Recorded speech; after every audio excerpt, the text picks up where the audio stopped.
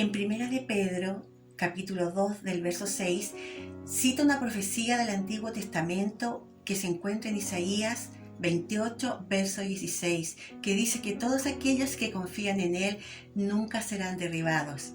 Leámoslo.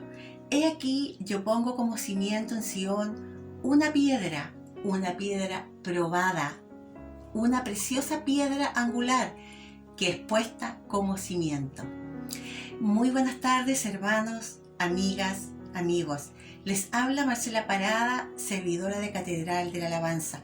Les abrazo en el amor de nuestro Señor y he recibido la bendición de compartir esta cápsula de oro, dando continuidad al énfasis de nuestra casa, edificados como casa espiritual. A través de las Escrituras podemos identificar la presencia manifiesta de Dios queriendo habitar, queriendo ser morada en medio de sus hijos.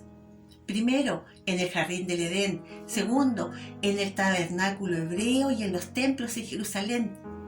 Tercero, en la encarnación de nuestro Señor Jesús. Y cuarto, en nosotros como templos del Espíritu Santo. Tras la ruptura que produjo el pecado, y aun cuando el templo de Jerusalén era considerado como la habitación de Dios, el Evangelio de Juan dimensiona a Cristo señalándolo. Y la palabra se hizo carne y habitó entre nosotros. Juan 1:14. Nuestro Señor Jesús irrumpe en la historia como el templo verdadero y encarnado. Se produce en ese instante el desplazamiento de la presencia de Dios desde una construcción sólida en un lugar geográfico específico en Oriente Medio hacia un hombre. Si antes la gloria divina se posaba sobre el tabernáculo, ahora en Jesús vemos a Dios. El que me ha visto al Padre. Juan 14:9. Entonces el Espíritu Santo prepara un pueblo para ser templo y habitación. Leamos 1 Corintios 3, versos 16 y 17. ¿No saben que son templo de Dios y que el Espíritu de Dios mora en ustedes? Si alguien destruye el templo de Dios, Dios lo destruirá a él, porque santo es el templo de Dios, el cual son ustedes. El Espíritu Santo, en definitiva, quiere habitar en cada creyente. Cristo es la causa del desplazamiento del templo de Jerusalén al templo del Espíritu. Ahora todos y cada uno de los hijos de Dios somos su templo. El verso 16, el templo al que se refiere el apóstol Pablo, utiliza el término griego naos, referido al santuario, lugar sagrado donde solo el sumo sacerdote podía entrar, y no Jerón, que son los atrios o pórticos exteriores, allí donde se hacía mercadeo, negocios. El apóstol tiene la certeza que la presencia de Dios ya no reside en el templo de Jerusalén. Y de nuevo en el verso 17 utiliza el término griego naos, para hablar del lugar santísimo que por obra de Jesucristo se ha transferido ahora a los creyentes y a la iglesia, transformándoles en templo vivo. Pero hay un tesoro para todo hijo de Dios. Este cambio de localización y reemplazo del templo no supone reflejar las exigencias de la santidad o de la dedicación. Al contrario, nos exigen más como casa espiritual, en lo colectivo como iglesia y también en lo individual.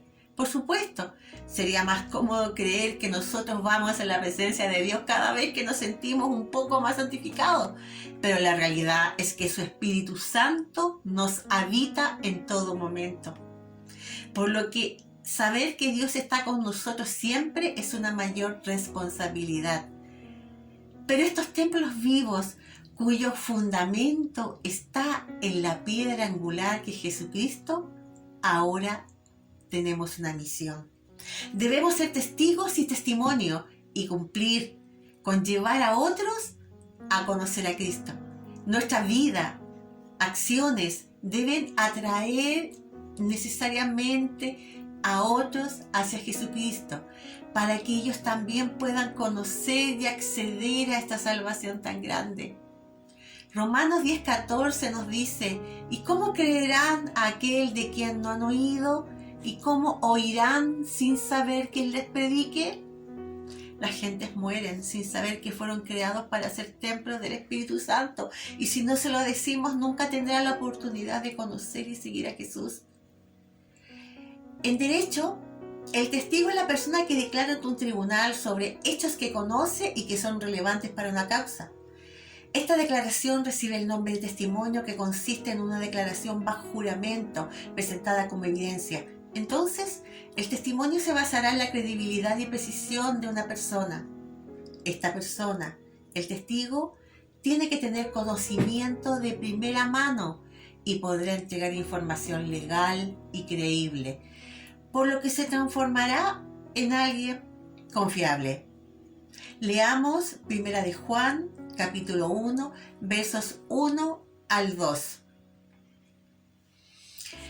Lo que era desde el principio, lo que hemos oído, lo que hemos visto con nuestros ojos, lo que contemplamos y palparon nuestras manos tocante a la palabra de vida, que es Jesús.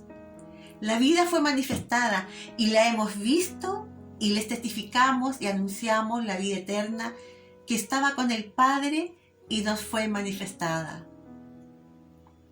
Los apóstoles poseyeron un testimonio directo porque ellos fueron testigos presenciales, es decir, vieron, oyeron lo sucedido con nuestro Señor Jesucristo, vieron sus señales, sus enseñanzas, sus persecuciones y también presenciaron su muerte sacrificial y finalmente fueron testigos del mayor suceso de la historia humana, su resurrección. Cercanos ya a cumplir 2000 años de la muerte y resurrección de Cristo, nos podríamos preguntar si existen testigos y testimonios de Jesús que nació, vivió, murió cerca de los años menos antes de la era cristiana y años 30 después de la era cristiana. La pregunta es, ¿qué nos hace hoy testigos de primera fuente? Leamos Mateos 16, versos 15 y 17. Jesús, hablando, les dijo: ¿pero ustedes, quién dicen que soy yo? Respondió Simón Pedro y dijo: tú eres el Cristo, el Hijo del Dios viviente. Entonces Jesús respondió y le dijo: bienaventurado eres Simón, hijo de Jonás, porque no te lo reveló carne ni sangre, sino mi Padre que está en los cielos. Cuando Pedro da testimonio de Jesús, tú eres el Cristo, el Hijo del Dios viviente, Jesús le responde que ese conocimiento no le había llegado por estar presente junto a él, ni por las experiencias vividas, sino porque su Padre se lo había revelado. ¿Y quién es el que revela el testimonio de Cristo en nosotros? Dios el Padre. Entonces, listo, la distancia temporal ya fue superada. ¿Cómo no? Usted es un testigo de Cristo y de primera fuente, porque ha estado en su presencia y el Santo Espíritu se lo ha revelado personalmente. Créalo. Pero al igual que en el área legal, la validez del testimonio dependerá de la credibilidad que proyectemos como testigos, porque de lo contrario simplemente no nos creerán. Como los hechos hablan más fuerte que las palabras, nuestro testimonio tiene un carácter público, porque el cristiano que da testimonio se autoimplica en la verdad y en la fiabilidad de lo que dice. Si no, no sirve. Hechos 1:8 nos dice que Jesucristo les pidió a sus discípulos, y nos pide también hoy a nosotros, que una vez recibido el Espíritu Santo, ese que ya recibimos, seamos testigos veraces en todos los lugares, casa, barrio, colegio, la fábrica, la oficina y todo lugar que pisen nuestros pies. Este testimonio será el medio para expresar los valores del reino, como la santidad, la verdad, la justicia, el amor y la paz, valores que le hacen tanta falta a nuestra comunidad, al mundo. Cabe mencionar que no se pueden extender estos valores con publicidad engañosa, con campañas, con propaganda, sino que nuestro testimonio es como una antorcha encendida que contagia, que transmite y que atrae a los que han de ser salvos. Hermanos, amigas, amigos, Cerremos un momento nuestros ojos. Señor y Padre nuestro, este testimonio no se puede detener. Que seamos agentes para atraer nuevos hijos transformados al reino de Dios. A estas alturas ya es ineludible. Somos templo de Dios y testigos portadores de un testimonio vivo que corre más fuerte que nosotros mismos, como carta de presentación ante todos los que necesitan de Cristo. Señor, que podamos cumplir nuestra misión testimonial, llegar a cada persona que necesita de Cristo Jesús. Amén.